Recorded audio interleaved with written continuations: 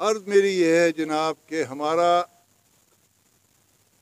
جو ڈیرہ اسماعیل خان، ڈیرہ فلاں سیرا، ان کے ساتھ جو ہمارا تعلق رہا ہے وہ ہمارے محترم خان صاحب فیض اللہ خان صاحب جو میرے دادا تھے، جنت فردوس میں جگہ دے، یہ ڈیرہ اسماعیل خان ان کا ڈیرہ تھا۔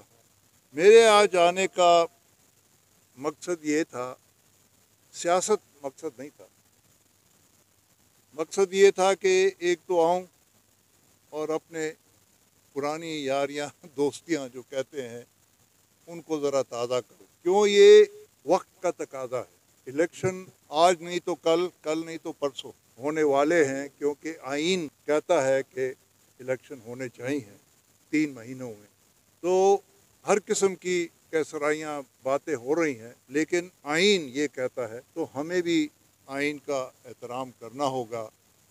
اور میں بلکہ سب پارٹیز کو یہ اپیل کروں گا کہ آئین سے ادھر ادھر ہونے کی، یہ آئین بڑی مشکل سے ہمیں شہید ذوالفقار علی بھٹو نے بنا، اور یہ آئین کنسنسس کا، یہ مل جل کر پورے پارلیمنٹ نے اس کو منظور، تو دس از اے کانسٹیٹیوشن جو کہ سب پارٹیز کو منظور تھا۔ اور تو اس کے بعد بدقسمتی سے کئی بار اس میں ملٹری انٹرونشن کی وجہ سے تبدیلیاں آئیں، لیکن کہ ہمارا صوبہ اور ہمارے صوبے میں ہمارے جنوبی اضلاع جو ہیں ان کو محروم رکھا گیا ہے۔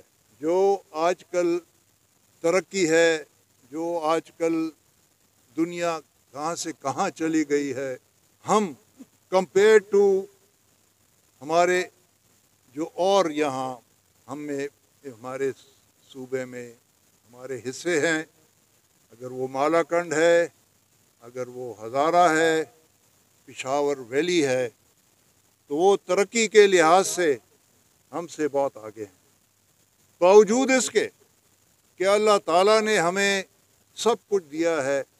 جنوبی اضلاع میں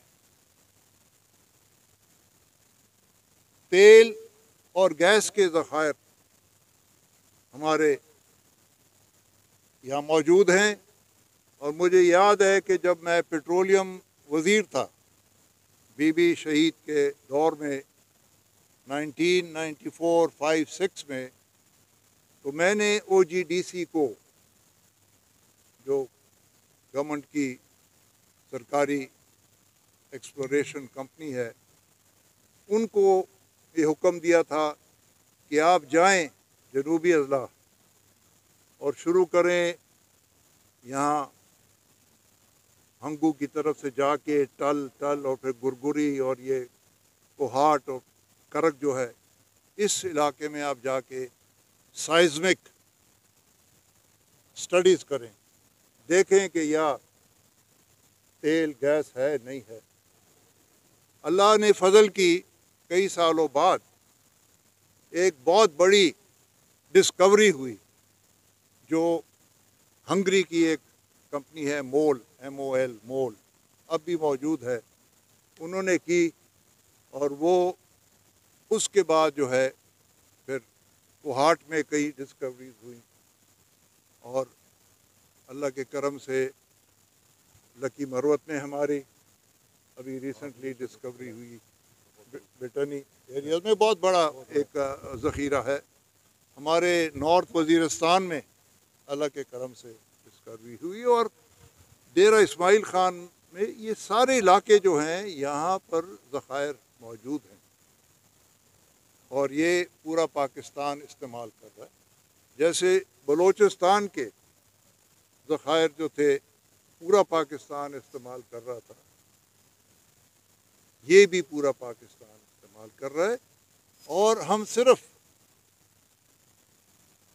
جو میں پہلے بھی کہتا تھا، بی بی شہید کو مجھے ایک دن بلایا، اور جب میں گیا تو 7 بڑی ہستیاں بیٹھی تھیں، کے لیے وہ ایک کرسی سامنے رکھی، میں نے کہا اللہ خیر کرے، کیا گناہ کیا جو آج میرا یہ، وہ نیورم برگ ٹرائل ایک تھا ہٹلر کے خلاف جو ہوا تھا کہ یہ وہ ہے کہ میں نے کچھ کیا کیا. تو مجھے بی بی شہید کہتی ہیں کہ انور، میں نے کہا یس پرائم منسٹر، آپ یو آر سافٹ آن بگٹی، آپ بڑا ہولا ہاتھ بگٹی صاحب پہ، آپ ان کے ساتھ سختی نہیں کرتے، آپ یہ نہیں کرتے. تو اللہ بخشے جنرل بابر بھی بیٹھے تھے، انٹیریئر منسٹر تھے.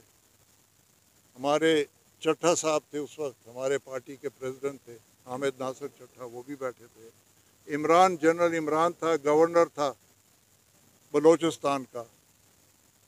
زلفی مکسی ہمارے دوست تھے، وہ چیف منسٹر تھے، وہ بھی بیٹھے ہوئے تھے.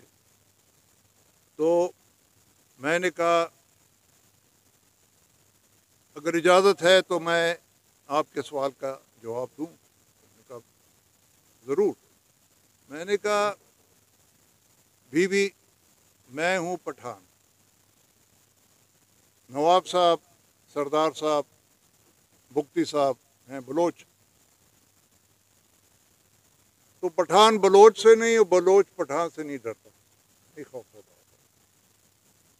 میں ان کو جو عزت دیتا ہوں وہ اس لیے دیتا ہوں کہ ایک تو اللہ تعالیٰ نے ان کو عزت دی ہے، ان کو سردار پیدا کیا ہے، پورے ایک قبیلے کا سردار ہے، اور ایک عظیم سردار ہیں، واحد پرو پاکستان سردار بگٹی صاحب. بعض کبھی ادھر ادھر ہل جاتے تھے لیکن یہ کھڑے رہے ہیں ہمیشہ پاکستان کے ساتھ. میں نے کہا صرف یہ عرض کرتا ہوں کہ بگٹی صاحب کے علاقے میں 4 کنویں ہیں، 4. اگر میں سختی کروں تو وہ 4 کنویں جو ہیں ان کی گیس بند ہو جائے گی، اور آدھے پاکستان کی انڈسٹری جو ہے وہ بند ہو جائے گی.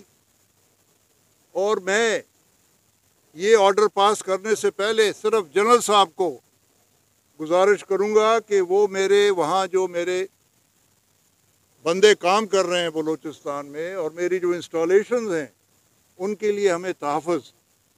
تو جنرل صاحب وہ کرکل ٹائپ کی پہنتے تھے ہمیشہ، تو سارے لانے لگے کہ میں نہیں کرتا. تو میں نے کہا بی بی آپ کو میرے جواب مل گیا ہے تو خاموش ہو. میں نے کہا اجازت ہے، میں جا سکتا ہوں، آپ جائیں. میں واپس آ گیا. میں یہ کہانی اس لیے میں نے آپ کو پیش کی کہ ہم نہیں چاہتے کہ ہمارے صوبے کا بھی یہی حال ہو. گیس دڑ دڑ نکل رہی ہے، یہاں آئل نکل رہا ہے. کئی بار پرویز خٹک صاحب کو کہا کہ میں نے کہا دیکھو ریفائنریاں یہاں بناؤ، یہاں سے جاتے ہیں اٹک ریفائنری یا کراچی کی طرف، تو کیوں نہیں ہم اپنی ریفائنریز بنائیں یہاں. اور میں نے کہا آپ اگر نہیں ہے پیسہ تو میں آفر کرتا ہوں پبلک پرائیویٹ پارٹنرشپ، حکومت اور ہم پارٹنرز ہو کے ریفائنری بناتے ہیں. انہوں نے کہا کہ یہ وہ پھر لڑ رہے ہیں، کرک اور کوہاٹ آپس میں لڑ رہے ہیں. ایک کہتا ہے کہ کوہاٹ میں بنا ہوگا، دوسرے. میں نے کہا 2 بنا دیتے ہیں.